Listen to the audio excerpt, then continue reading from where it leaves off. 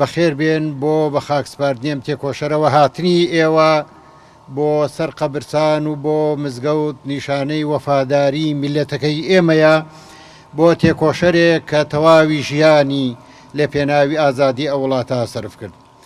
بە ناوی یەکێتی نیشتمانی کوردستان و مەکتەبی سیاسیەوە پرسە و سەرخۆشی خۆمان ئاراستەی بنەماڵە و کەسوکار و خەڵکی دەڤەری قارەمانی بیتوێنەکەین.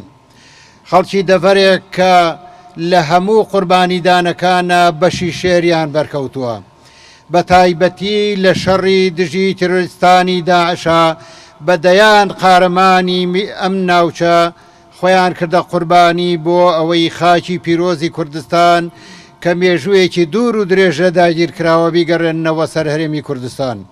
قارەمانەکانی ئێوە ئیساکا لەسەر چیای حەمرینن و ڕۆژانەیش کە ژاوەی شەهیدەکان لە ڕێگایە و تێکۆشەرەکانی ئەوە لێ بنە قوربانی و ئەیانهێننەوە.